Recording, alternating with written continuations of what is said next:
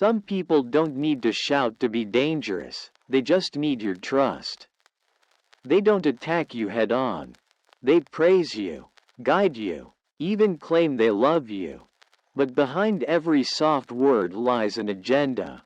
Behind every smile, something darker. Evil doesn't always look evil. Sometimes, it looks like a friend. If someone consistently makes you feel small, unsure, or guilty, but calls it love, mentorship, or family, that's not care. That's control. Real harm doesn't always come wrapped in anger. It comes in repeated doubts, disguised obligations, and subtle silence when you shine. These people don't want to hurt you. They want to hold you down while convincing you it's for your own good. The most dangerous person in your life might not be the one who yells, but the one who makes you question your reality. They twist your memories, reframe your victories, and weaponize your goodness. And by the time you notice, you're already doubting your worth, your choices, your strength. In this video, we'll walk you through 11 evident signs that you may be dealing with someone who hides their darkness behind charm, virtue, and manipulation. These are not just traits, they're patterns. Invisible threads woven into your daily interactions that slowly steal your confidence, clarity, and peace. Inspired by timeless Stoic wisdom, these signs will help you recognize when you're being pulled into the emotional web of a toxic individual, whether they're a colleague, a friend, a partner, or even a family member. Get ready to see what you couldn't see before. And protect what matters most, your mind, your peace, your power. Let's begin. 1. Constant manipulation, the silent theft of your mind. There's a type of evil that doesn't shout, doesn't slam doors, and doesn't wear a villain's mask. It smiles, it compliments, it nods in approval, while quietly dismantling your confidence piece by piece. Constant manipulation is one of the most dangerous forms of psychological warfare because it rarely looks like war. It looks like guidance, concern, even love, but behind that carefully crafted curtain is someone who thrives not by building you up, but by keeping you dependent, confused, and uncertain of your own worth. At first, it might seem harmless. They praise you in public, offer advice when you're lost, or act like the one person who truly understands you. And in that moment, you feel seen, even empowered, but that's the first thread they pull. Slowly, without confrontation, they begin spinning a web that traps your self-trust. Every compliment is followed by subtle corrections. Every moment of doubt is met with their support, which somehow always points you back to needing them more. It's not about helping you grow, it's about making you question whether you can grow without them. I once trusted someone who was excellent at this art. He'd clap for my achievements in front of others, making me feel like I was rising. But behind the scenes, he whispered doubt into my ear, highlighted my smallest mistakes, and inflated them to seem catastrophic. When I tried to confront the discomfort growing inside me, he stayed calm, smiled gently, and said, "I'm just trying to help you be better." I started second-guessing myself. Was I overreacting? Was I truly failing? That's the poison when manipulation is effective. You stop believing in yourself and start believing in their version of you. True manipulation doesn't scream, it whispers. It doesn't push, it redirects. It doesn't chain you, it makes you choose your own cage. Evil manipulators are masters at emotional camouflage. They wear the robes of wisdom, friendship, or even love, but underneath lies a hunger for control. They feed on your insecurities, using them as handles to steer your life in the direction they choose. And the scariest part? They convince you that you're the one who asked for it. Stoic philosophy offers a shield against this subtle attack. Seneca taught us that clarity of mind is the beginning of freedom. Epictetus reminded us that no man is free who is not master of himself. When you allow someone else to shape your thoughts, your reactions, your self-worth, you hand over the reins of your life. But the moment you recognize the manipulation, the fog begins to lift. You realize that those seeds of doubt were never yours, they were planted with intention, watered with flattery, and grown under the illusion of care. You don't owe anyone your confidence. If someone insists they know what's best for you, yet you consistently feel smaller, less certain, more anxious in their presence, it's not guidance. It's control. And that's your cue, not to fight, not to explain, but to reclaim. The first step is not confrontation, it's awareness. Once you see the strings, you're no longer a puppet. You begin to walk differently, speak more firmly, and trust your own voice again. True connection uplifts, real wisdom liberates, and genuine help never asks you to give up your freedom in exchange for support. Remember this. Manipulators don't want to help you find your power. They want to be your only source of it. But you are not dependent. You are not weak. You are not blind. Clarity is your superpower. And once you choose to walk away from their game, their grip loses its strength. The most powerful act you can take isn't arguing or exposing them. It's choosing yourself. It's standing in your truth and refusing to shrink for someone else's comfort. Because a mind that belongs to itself cannot be stolen. And that's what they fear the most. 2. A mask of charm. When sweetness hides shadows. Charm. It's the smile that melts tension. The voice that soothes. The presence that seems effortlessly magnetic. We've all met someone who seemed too polished, too perfect.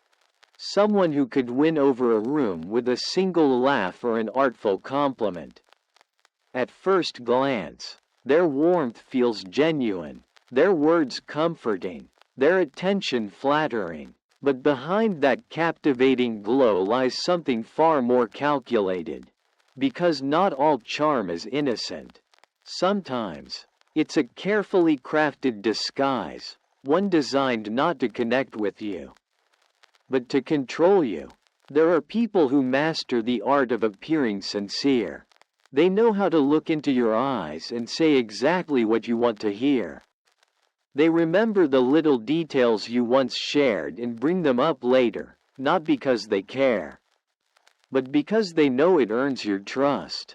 They mirror your energy, your values, your dreams, and you begin to think, finally, someone who gets me. But it's not real understanding, it's strategic alignment. They're not bonding with you, they're scanning you. They're studying your hopes, your weaknesses, your hunger to feel seen, and they'll use all of it when the moment is right. I once knew someone whose charm was like a flame. You couldn't help but be drawn in. He complimented everyone. He remembered birthdays. He said all the right things. At exactly the right times. People called him a natural. And for a while, I did too. Until I started noticing a pattern. He praised others when he wanted something, but mocked them once they were out of earshot. He gave gifts with strings attached. He helped people in public but undermined them in private. It wasn't kindness. It was calculation. And his charm? It wasn't warmth. It was a mask, worn by someone who knew that manipulation dressed as affection was more effective than force. Marcus Aurelius once said, The soul becomes dyed with the color of its thoughts. Think about that. When a person's core is rooted in selfishness or deception, no amount of external charm can truly hide it forever. It leaks through in moments of frustration, envy, or control. The tone shifts. The smile stiffens. The kind words grow transactional. And if you're paying attention, you'll catch glimpses of the truth. This isn't real connection, it's rehearsed intimacy. A performance designed to win you over, then win something from you. But how do you protect yourself? Not by becoming cynical, but by becoming discerning. Real charm doesn't demand your loyalty, it earns your respect through consistency. Genuine people treat the janitor with the same kindness as the CEO. They don't need an audience to be good. Their praise doesn't disappear when your value to them ends. If someone flatters you often but disappears when you set a boundary, that wasn't affection, it was a transaction. If their compliments feel just a little too perfect, a little too frequent, don't ignore the quiet discomfort rising in your gut. Stoic philosophy reminds us that true character is revealed not by words, but by action. Epictetus warned us not to be dazzled by appearances, because deception often hides in plain sight. Charm is only dangerous when we allow it to blind us from truth. If someone seems too good to be true, step back. Watch how they treat others when there's nothing to gain. Observe their behavior when you disagree with them or deny them something. That's when the mask starts to slip. That's when illusion begins to crumble. And here's the most empowering truth. You are under no obligation to stay close to someone just because they're charming. You don't owe them your attention, your trust, or your energy, especially when your intuition whispers that something isn't right. Authentic kindness doesn't need a costume. It doesn't need grand gestures or perfect lines. It just shows up, again and again, with sincerity and respect. The kind of people you want in your life are the ones who don't try to win you over. They just show you who they are. And let that be enough. If someone wraps their intentions in sugar, but leaves you feeling uneasy, pay attention. That unease isn't paranoia, it's perception. And your peace of mind is more important than someone else's performance. Let go of the need to please, and embrace the courage to protect your heart. Because once you stop falling for the mask, the real power is yours again. Charm fades, but clarity, that stays. And once you choose it, no mask can fool you twice. 3. Lies without conscience, the art of deception without remorse. There's a specific kind of darkness that doesn't scream for attention but seeps in like a slow poison, lies told with precision. Without guilt, without even a flicker of hesitation. Evil people don't lie because they're careless. They lie because it's deliberate. They lie because truth doesn't serve their agenda, but manipulation does. And when a lie is spoken often enough with conviction, it doesn't just confuse others, it begins to rewrite reality itself. That's the danger. You're not just being misled, you're being reprogrammed. People with no conscience treat truth as a tool, not a principle. For them, honesty is optional, used only when it's convenient or profitable. The rest of the time, they shape the truth into whatever version keeps them in control. It's not always dramatic. It can be subtle. It starts with a small twist of facts, a carefully omitted detail, a story retold with just enough changes to serve their narrative. And before long, you find yourself questioning things you once knew for certain, your memory, your emotions, even your instincts. That's not by accident. That's the design. I once knew someone who could lie with such calm conviction that even when confronted with undeniable proof, she wouldn't flinch. When challenged, she didn't apologize or correct herself. Instead, she'd shift the focus, accuse others of misunderstanding, or say, "You're overreacting." Every time she was cornered, she moved the goalposts. It wasn't about getting to the truth. It was about keeping the upper hand. Her lies weren't just spoken, they were rehearsed, polished, delivered with the confidence of someone who believed their version should replace reality itself. This is gaslighting at its core. It's when someone lies not just to deceive you, but to make you distrust your own perception. Over time, it chips away at your mental stability. You stop confronting them. You start confronting yourself. Did I hear that wrong? Maybe I'm too sensitive. Perhaps it wasn't such a big deal. But it was. And deep down, you know it. That discomfort you feel, it's your inner truth trying to survive their distortion.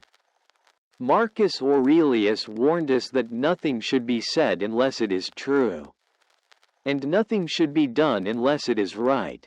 But people who lie without conscience live by a different code, one where right and wrong are flexible. And truth is a tool for manipulation, not connection. Their lies aren't random, they're strategic. Lies become the bricks they use to build their version of reality. And you're just expected to live inside it. Stoic wisdom teaches us not to be trapped by appearances, but to measure people by their actions.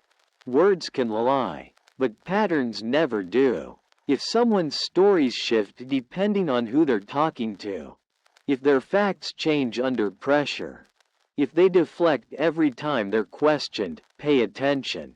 That's not forgetfulness, that's intention. And your peace isn't worth being a character in someone else's false narrative. The real tragedy isn't just that these people lie. It's that their lies require constant maintenance. One falsehood needs another to stay alive. It's a house of cards dressed as a castle. But eventually, truth has a way of piercing through. Because unlike lies, it doesn't need effort to exist.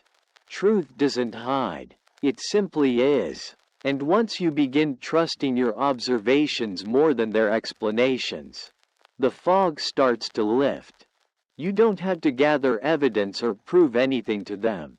That's not your job. Your responsibility is to yourself, to protect your clarity, your self-trust, and your reality. If someone's words consistently clash with what you see, believe your eyes. Believe your instincts. Truth doesn't confuse. Lies do. And no one who truly respects you will ever make you question your sanity to serve their illusion. The moment you stop seeking their validation and start standing firm in your truth, their power begins to crumble. And in that space, you reclaim something they've worked hard to take, your clarity. Your voice, your inner strength. Walk away from people who lie with ease. Because if they can betray reality without guilt, they will betray you without regret. Let them live in their illusion. You, on the other hand, live in truth. It's quieter, but it never collapses. 4. Lack of empathy. When cold hearts wear warm faces, there's a kind of silence that screams louder than words. It's the silence of someone who watches you break but doesn't flinch. The silence of a person who hears your voice tremble, sees the pain in your eyes, and responds not with comfort but with dismissal. Or worse, amusement. That is the hallmark of someone who lacks empathy, not because they're busy. Not because they didn't notice, but because they genuinely don't care. Unless your suffering benefits them, it means nothing. And your joy? It's either a threat or an opportunity to manipulate. A person without empathy isn't always obvious. They don't always walk in with a cold glare or sharp tongue. In fact, many wear friendliness like a mask, nodding while you speak, giving the illusion of listening. But pay attention when you open up. When you're vulnerable, their response lacks depth. They change the subject. They compare your pain to theirs. Or they offer fake concern, only to later use your weakness as ammunition. That's not support. That's strategy. I once confided in someone I considered close. I was dealing with a difficult time, loss, pressure, doubt. I opened up, not looking for solutions, just hoping to feel understood. He blinked, nodded, then pivoted the conversation back to himself. "Yeah, that's tough," he said, before diving into a story about his own stress at work. I was stunned, not because he didn't have problems, but because he used my pain as a stepping stone to center himself. That moment stayed with me, not because it hurt, but because it revealed the truth. Empathy isn't about saying the right thing. It's about truly being there. And some people aren't capable of that. The danger of being around people who lack empathy isn't just the emotional void. It's what their absence of care does to your self-worth. Over time, you begin to shrink. You stop sharing. You feel foolish for needing support. You tell yourself, maybe I expect too much. But you don't. Wanting to be heard is not a weakness. Wanting someone to sit with you in your struggle is not a burden. What's dangerous is convincing yourself that emotional neglect is normal. Stoic philosophy reminds us that we are social beings. Seneca wrote that we are meant to live for one another, not in isolation. Connection isn't just a luxury, it's a necessity for the human spirit. But when you surround yourself with people who cannot or will not meet you emotionally, it's like trying to breathe in a vacuum. It's suffocating. Their lack of empathy isn't about you. It's a reflection of their own emotional limitation. But if you're not careful, their emptiness will begin to echo inside you. People who lack empathy may pretend to care when others are watching. They may speak in soft tones and offer words that sound thoughtful. But wait for the moments when there's nothing to gain. Watch how they respond when you're not useful, when you're struggling, or when your success makes them uncomfortable. That's when the mask slips.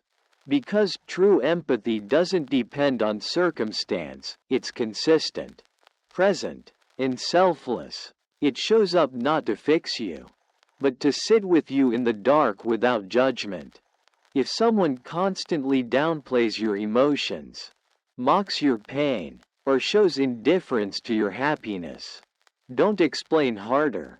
Don't beg for validation. Protect your peace. Walk where you are celebrated, not tolerated, because you were not made to perform your emotions for someone else's convenience. You deserve to be seen fully and loved deeply. Real connections are built on empathy, not ego. Surround yourself with those who lean in when you cry, who light up when you smile, and who make space for your humanity without needing it to serve their agenda.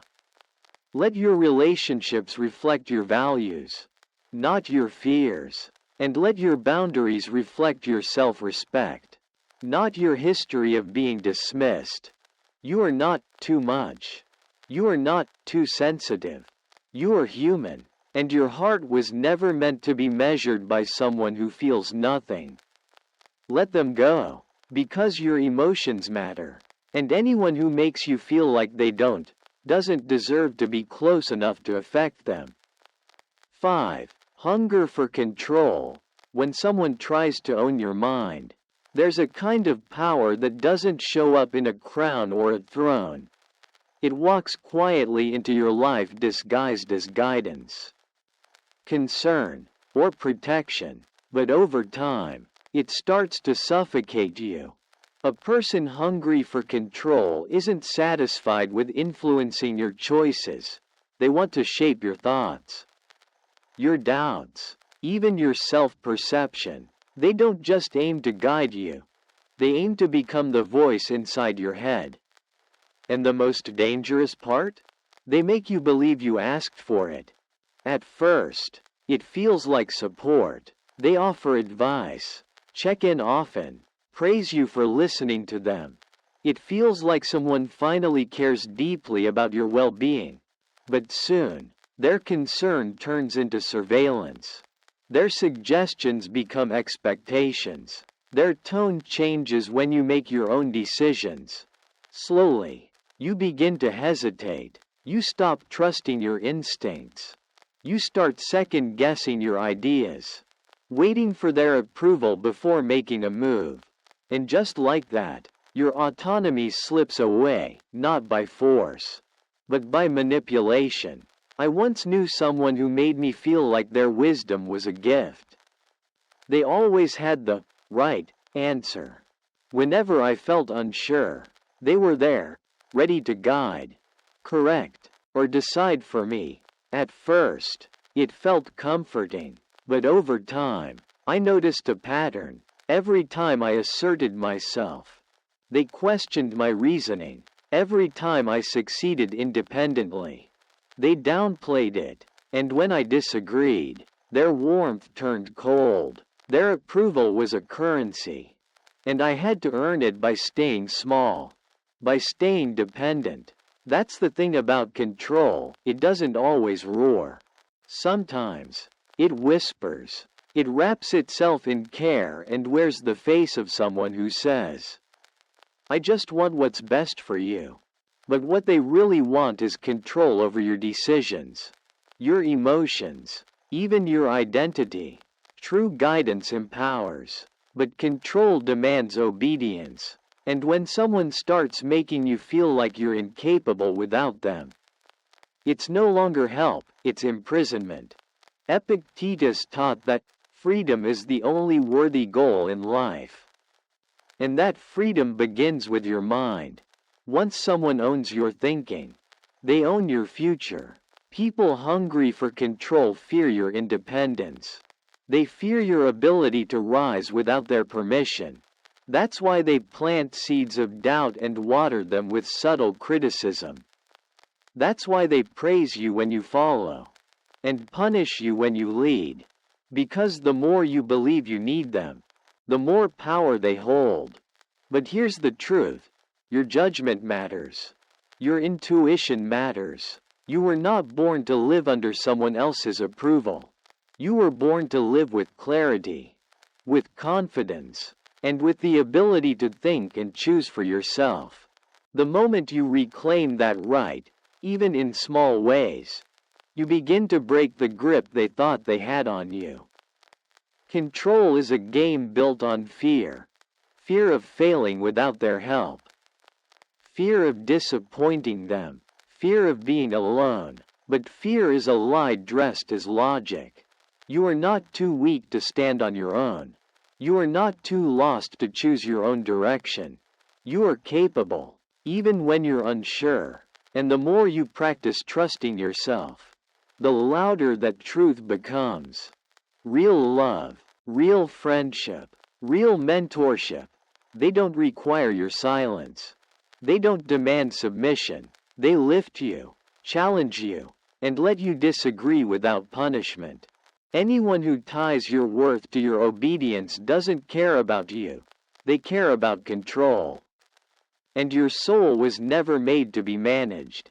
Marcus Aurelius once wrote, "The happiness of your life depends upon the quality of your thoughts." Guard those thoughts. Protect your independence. Pay attention to anyone who makes you feel smaller when you choose yourself. That's not care. That's control in disguise. You are allowed to think for yourself, to decide for yourself, to stand up and say, I've got this, even if your voice shakes. And when you do, You reclaim what no one ever had the right to steal, your freedom. Let no one, no matter how charming or wise they seem, convince you that your mind is not your own. Because that voice inside you? It's not theirs. It's yours. Let it speak again. Let it lead. And let it rise. 6. Blame games and deflection. The art of twisting the truth. There's a quiet kind of manipulation that doesn't shout, doesn't accuse outright. It simply rewrites the story, shifts the spotlight, and leaves you holding guilt that was never yours to carry.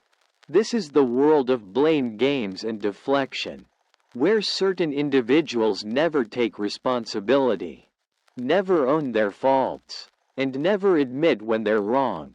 Instead, they master the craft of making you believe the problem is you, even when it's not. They spin situations with such precision that you begin to question your memory, your judgment, and your integrity, while they walk away untouched, looking like the misunderstood victim. People like this thrive on distortion. They don't just avoid accountability, they make it toxic to confront them. If something goes wrong, it's your fault. If they fail, it's because you didn't support them enough. If there's conflict, it's because you're too sensitive or too emotional. They never reflect, they redirect. Their truth isn't rooted in honesty but in strategy. And their favorite role? The poor soul who always gets hurt, never understood, always wronged by someone else, especially you. I once worked closely with someone like this. We were collaborating on a project, and at first, things felt productive, but as pressure mounted, mistakes began to surface, and every single one was laid at my feet. Quietly, subtly, she'd reframe details in meetings, using passive-aggressive language to make it seem like I had dropped the ball. "Well, I thought it was being handled," she'd say, eyes turned to me. When I tried to clarify what had actually happened, she'd smile and suggest I might be misremembering or taking things too personally. And somehow, in that blur of politeness and manipulation, I found myself apologizing for mistakes I hadn't made. That's how powerful blame shifting can be. It rewrites not only the facts but your emotions. It uses confusion as a weapon, making you doubt your perception while they walk away with their reputation intact. These people aren't just trying to escape responsibility. They're experts at transferring it onto others. And if you're empathetic, self-aware, or peace-seeking, you become the perfect target. Seneca once said that truth stands firm without explanation, but lies always require decoration. That's why people who refuse to accept fault often create elaborate narratives. They twist events, exaggerate your reactions, downplay their intentions, all to protect an image of innocence. Their pride is so fragile. It cannot withstand the weight of an honest self-assessment. Instead, they build castles made of excuses, and dare you to question them. The worst part? Over time, their games start to wear you down. You become more careful with your words, more hesitant to speak up, more likely to internalize blame just to avoid conflict. They don't just silence your voice, they silence your confidence. But you were never meant to carry their guilt, and your peace should never be the price for their comfort. Stoic philosophy teaches us to root ourselves in what we can control, our reactions, our clarity, our sense of truth. Marcus Aurelius reminded us to waste no more time arguing what a good man should be one. That includes standing tall in the face of manipulation. When someone refuses to own their mistakes, let them. Don't try to fix their story or carry their burden. You're not responsible for their dishonesty. You're responsible for protecting your clarity. If you're constantly walking on eggshells around someone, constantly doubting yourself, constantly absorbing blame that doesn't belong to you, that's not growth. That's psychological erosion, and it's not your fault. Recognize the pattern, call it out if you must, or walk away silently, reclaiming your energy and your voice. People with integrity admit when they're wrong. They don't crumble when corrected. They grow. And those are the people you deserve in your life. Those who seek truth.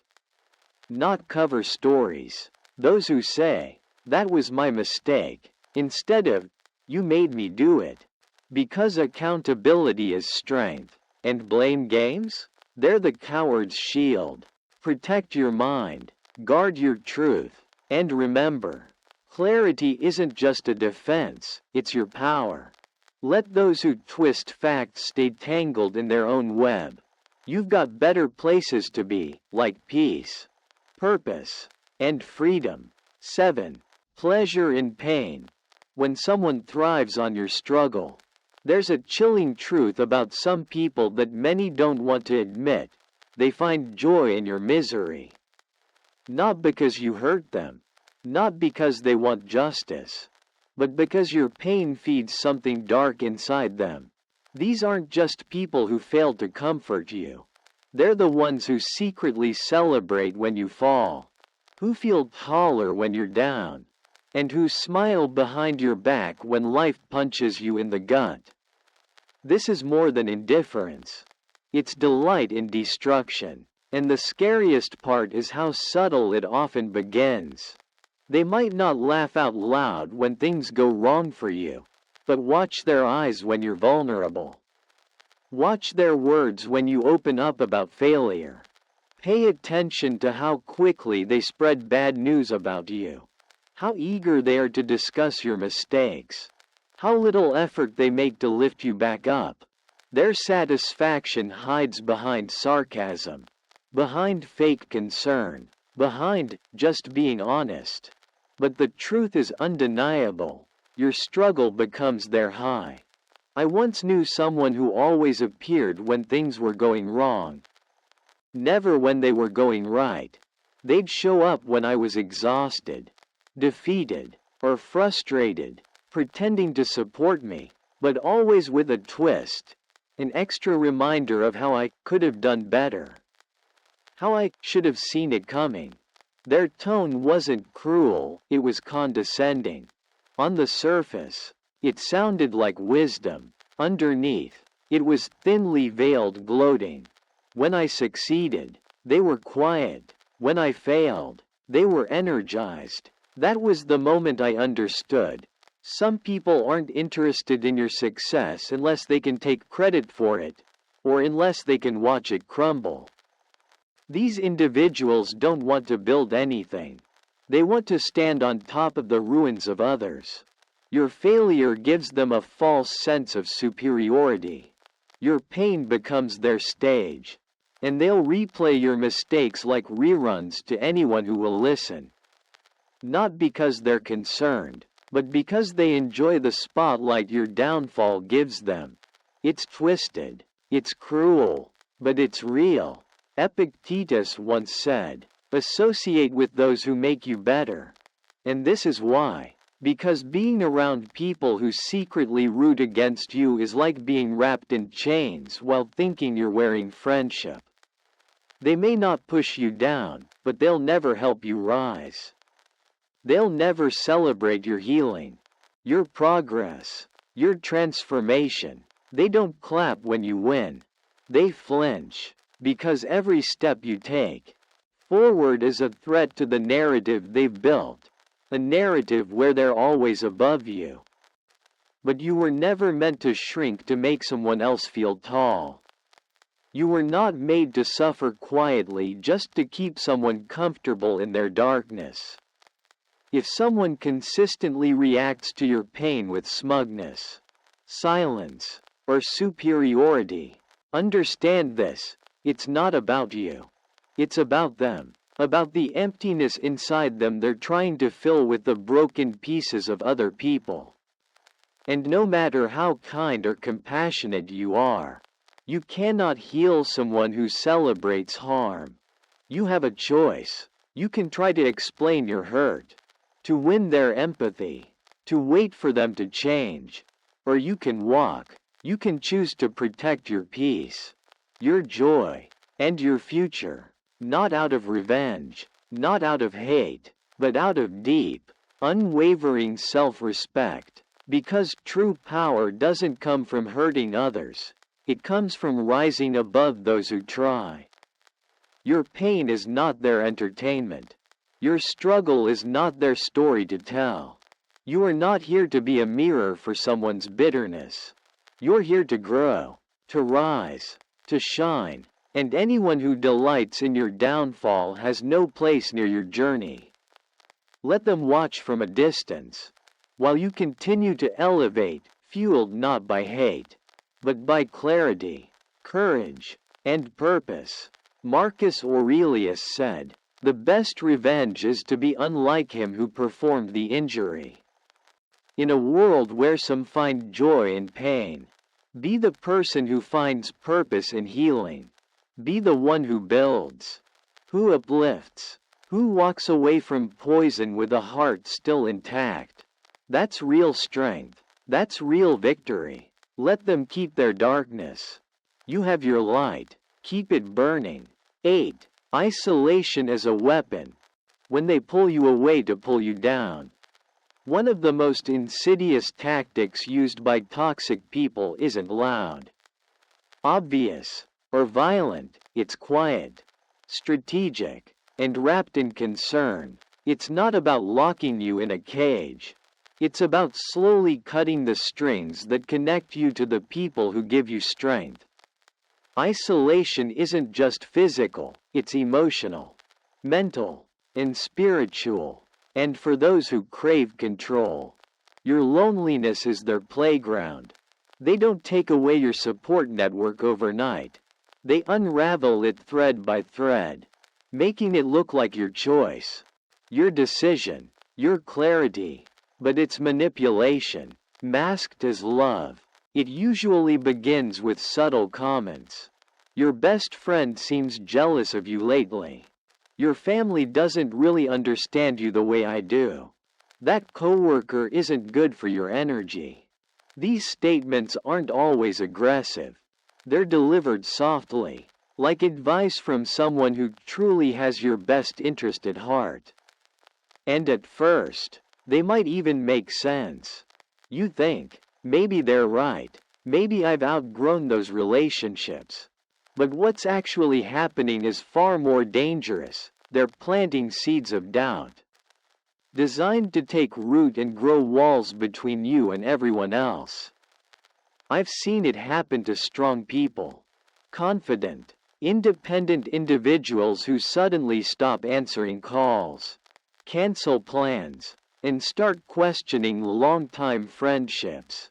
Not because something terrible happened, but because someone whispered, again and again, that their world is safer, better, and simpler with just one voice in their ear. And once the circle gets smaller, once the noise quiets and the opinions fade, that single voice becomes the loudest and the only one. That's when real control begins. Because when you're isolated, you become easier to direct. You begin depending on their version of events, their approval, their reality. You don't bounce your thoughts off your best friend. You don't check in with your sibling. You don't get outside perspective. And that's the point. They don't want you to think. They want you to absorb. They don't want you to compare truths. They want you to believe theirs is the only one that matters. And in that silence, they shape your world.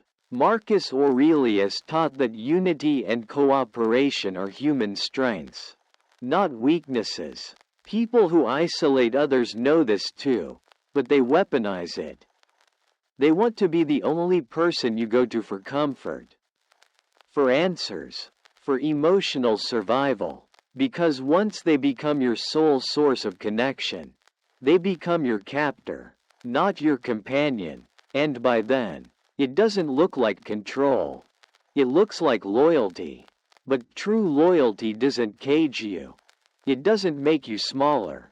It doesn't demand that you cut off people who've loved you, supported you, challenged you. Real love celebrates connection. It expands your world. It doesn't shrink it. If someone in your life makes you feel guilty for maintaining relationships, if they shame you for needing more than just them, if they constantly point out flaws in everyone else you care about, that's not protection. That's manipulation. Stoic wisdom teaches us that we are not meant to go through life alone. We are built for community, for truth, for shared strength. Anyone who tries to make you feel like you're safest in solitude is building a prison with invisible bars. And the longer you stay, the harder it becomes to remember what freedom even felt like. But it's never too late to step back, to reach out, to call the friend you stopped talking to reconnect with the people who saw you clearly before someone else tried to rewrite your reflection. You are not difficult for needing connection. You are not disloyal for having boundaries. And you are not selfish for choosing a life with voices that uplift rather than isolate.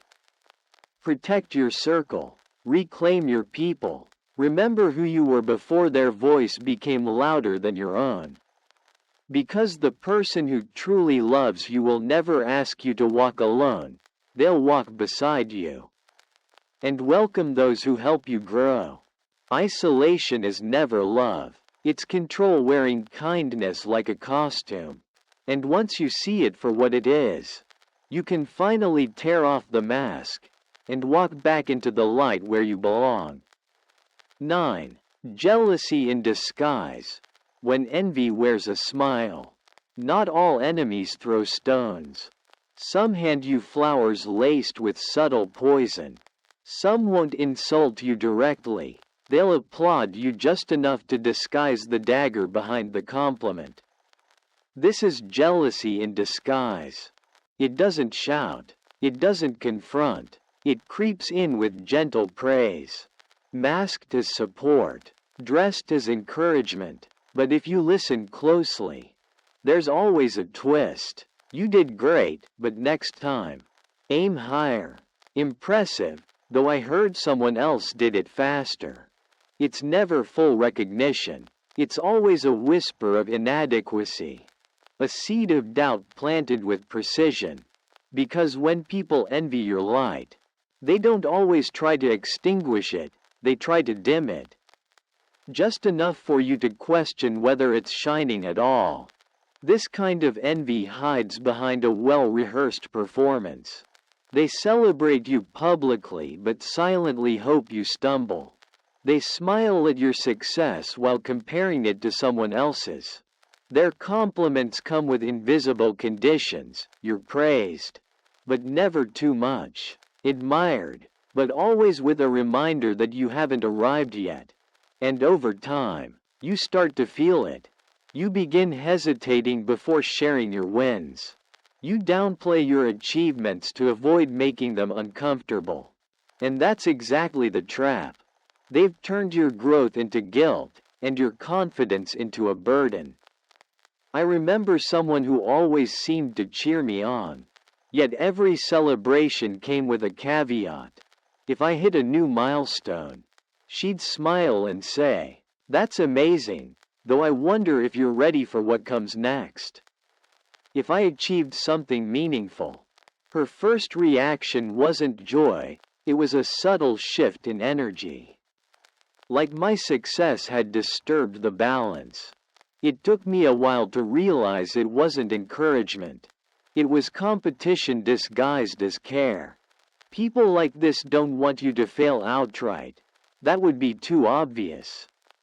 They just want you to stay one step behind them. And if you move ahead, they'll remind you why your win wasn't perfect, why someone else did it better, or why you should stay humble. Not because they care about your character, but because they feel threatened by your rise. Your glow makes their shadows feel deeper. And instead of confronting their own insecurity, they choose to project it onto you. Seneca warned that envy is the ulcer of the soul. It corrodes silently, eating away at the person who holds it, yet spreading its discomfort to those around them. Stoic philosophy teaches us to guard our peace, not just from loud attacks, but from quiet erosion. And this kind of jealousy is erosion. It doesn't break you in one blow. It chips away at your worth with every half-hearted clap, every backhanded compliment, every "just being honest" jab that leaves you questioning if you're ever enough. But you are enough, and no one who truly loves you will ever make your joy feel like a threat. Real friends, real supporters, real allies, they don't hesitate to lift you up. They don't hold back applause out of their own fear. They don't measure your worth against theirs. They stand beside you, not behind you. They celebrate without conditions, and they challenge you without envy. If someone in your life constantly makes your achievements feel smaller, if their praise always comes wrapped in doubt, if your happiness is met with passive resistance, it's time to see them clearly. You don't have to hate them, but you must protect yourself. Your light isn't meant to be dimmed for anyone's comfort. Your progress is not up for negotiation. You were not made to fit inside someone else's version of acceptable. You were born to expand, to evolve, to rise beyond what others thought possible. Let their jealousy stay theirs. Don't carry it. Don't shrink because of it. Don't apologize for outgrowing the space they want you trapped in. Epictetus said, "Freedom is the only worthy goal." And that includes the freedom to be proud, to be celebrated, to be fully seen without being resented. Rise with grace, but don't hide your wings. There is no shame in flying when others are too afraid to leave the ground. Let them deal with their envy. You've got heights to reach. Keep going, keep shining, keep growing. 10. The unrepentant heart. When accountability dies and ego thrives. There's a kind of person whose heart is armored in pride, sealed shut by ego, and untouched by growth. They don't stumble and learn, they stumble and blame. When they hurt others, they don't apologize. When they break trust, they rewrite the story. To them, admitting fault is weakness, and change is something everyone else needs to do. This is the unrepentant heart, cold, immovable, and deeply dangerous, because you're not just dealing with mistakes. You're dealing with someone who refuses to grow from them. These people don't seek forgiveness because they don't believe they did anything wrong. Their apologies, if they come at all, are empty shells. "I'm sorry you feel that way," or "it wasn't my intention," which cleverly sidestep accountability while making you question your own reaction. They've mastered the art of deflection, turning every confrontation into a performance where they become the misunderstood victim and you become the one who overreacted, took it too personally, or never gave them the benefit of the doubt. And the more you try to reason with them, the more exhausted you become. Because logic can't fix what ego won't admit. I once knew someone who never apologized, not once. No matter the damage done, no matter how obvious the hurt. He'd twist the facts, blame circumstances, or worse, turn the situation back on you. "If you hadn't said that, I wouldn't have reacted this way. You're being dramatic. It wasn't even that serious." Conversations weren't about healing, they were about dodging. Every mistake became a debate. Every wound became a lesson in how to stay quiet next time. And eventually, you realize it's not miscommunication. It's a refusal to evolve. Marcus Aurelius wrote that we should stop debating what a good person is and simply be one. But for the unrepentant, being good is a brand, not a practice. They want the appearance of righteousness without the effort. They crave admiration without reflection. And they weaponize their charm or intelligence to dodge any sense of guilt. Their goal isn't to repair, it's to maintain power. Because change requires humility, and humility requires facing the truth. But their identity is so wrapped in being right that even the idea of self-examination feels like a threat. The real danger of an unrepentant heart is the way it chips away at yours. When you stay around someone like this, you begin carrying emotional weight that was never meant for you. You start apologizing for their actions. You lower your standards. You tell yourself, maybe I'm asking too much. But you're not. Wanting honesty, growth, and accountability isn't too much, it's basic human decency. And anyone who makes you feel guilty for expecting those things is emotionally manipulating you into silence. Stoicism teaches us to focus on what we can control, and that includes who we give our energy to. You can't force someone to grow. You can't argue someone into awareness. And you should never waste your light trying to illuminate someone who has chosen to remain in the dark. Growth is a choice, change is a decision, and healing only happens when the heart is willing. If someone continuously refuses to admit harm, refuses to self-reflect, and refuses to make things right, they've chosen stagnation. They've chosen comfort over conscience. You don't have to hate them, but you must protect yourself from them. Because being around someone who never apologizes is like walking through a minefield where your pain doesn't matter. And every explosion is followed by silence or justification. That's not a relationship, it's emotional warfare disguised as connection. A strong person owns their flaws. A wise person evolves from them. And a good person tries to make things right. That's the kind of energy you deserve to be surrounded by. If someone's pride is bigger than their care for you, if their ego outruns their empathy, let them go. Not because you're bitter, but because you're better off investing your heart in places where truth is welcomed, not weaponized. You deserve peace, not punishment, growth, not guilt. And the next time someone shows you that they would rather defend their flaws than change them, believe them. The unrepentant heart can't love you fully, because it doesn't even respect itself enough to grow. Let your boundaries be your protection. Let your clarity be your strength. And let their refusal to change remind you just how important it is that you never stop becoming better than who you were yesterday. That's the journey. That's the power. Keep walking. 11. Twisting virtue into manipulation. When morality becomes a mask for control. One of the most deceptive and dangerous tactics a manipulator uses isn't aggression, threats, or insults, it's virtue.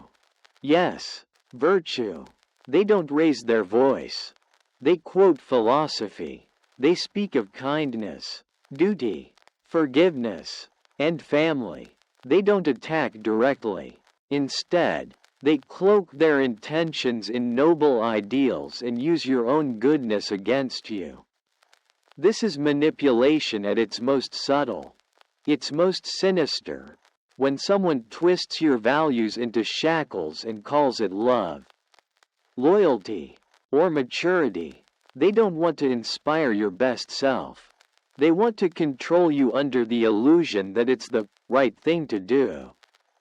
They will say things like, "You're not being compassionate," when you try to set boundaries. Real friends don't walk away.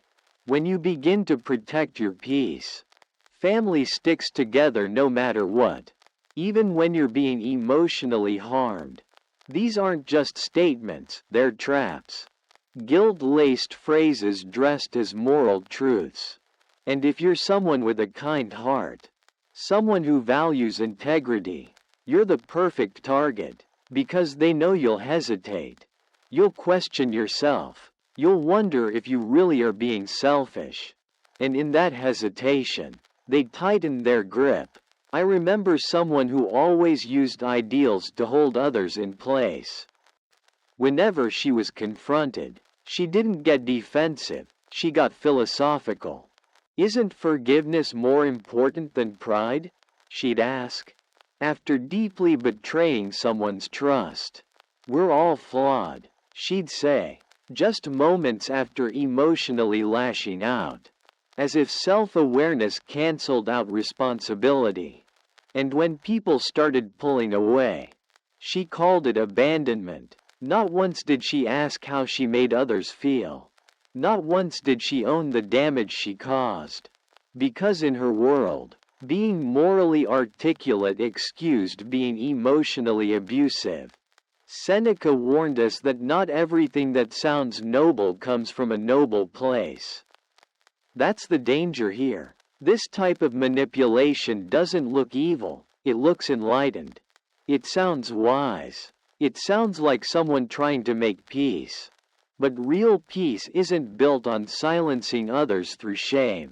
It's not built on moral superiority that's only used to suppress, not to serve. These people don't want to elevate you, they want to entrap you. Using your own values like chains. True virtue never demands blind obedience. True loyalty doesn't require silence.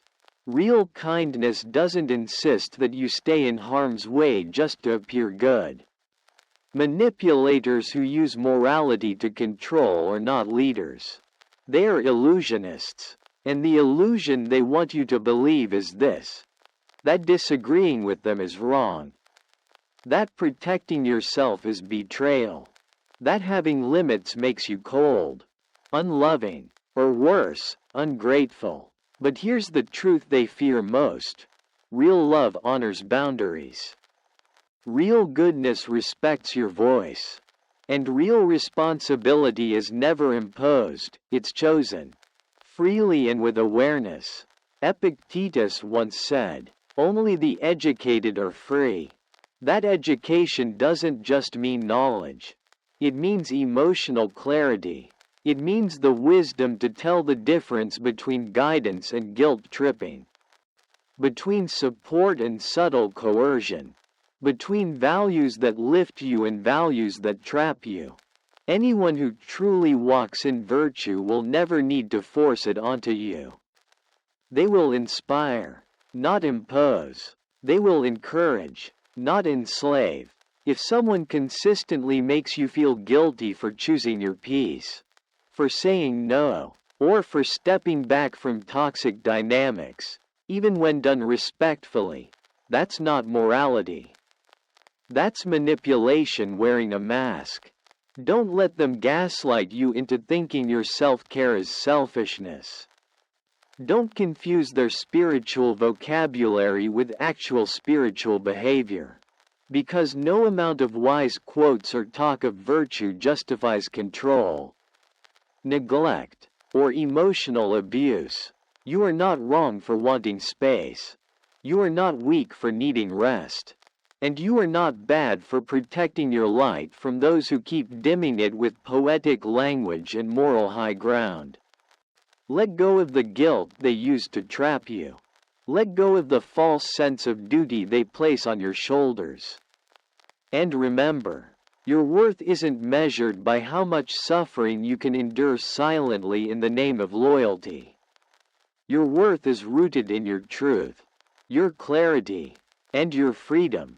Choose relationships where values are shared, not used against you, where virtue is lived, not preached as leverage, where you grow, not shrink, where love feels freeing, not guilt-driven. Because anything that tries to control you in the name of goodness was never good to begin with.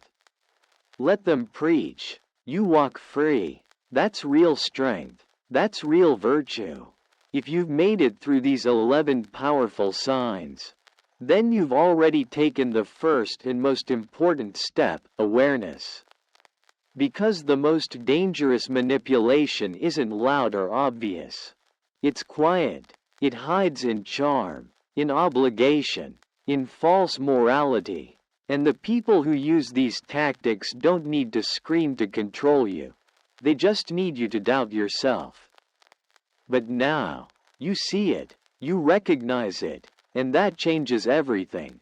Stoic wisdom teaches us that peace begins the moment we stop allowing toxic forces to shape our thoughts, emotions, and identity. You weren't born to be someone's puppet, someone's emotional crutch, or someone's silent victim. You were born to think clearly, feel deeply, and live freely. You're not too sensitive for noticing the manipulation. You're not too selfish for setting boundaries. You're not ungrateful for walking away from those who wrap control in concern. You're strong enough to protect your truth. And that is power. Now, take that clarity and carry it forward. Let it guide the way you choose your relationships, the way you speak to yourself, the way you rise. If this video resonated with you, hit that like button, share it with someone who might need to hear it, and subscribe for more life-changing insights grounded in ancient Stoic wisdom. Together, we build not just knowledge but strength, resilience, and unshakable peace. You deserve a life led by truth, not fear. And that journey starts now. We'll see you in the next video. Stay sharp, stay free,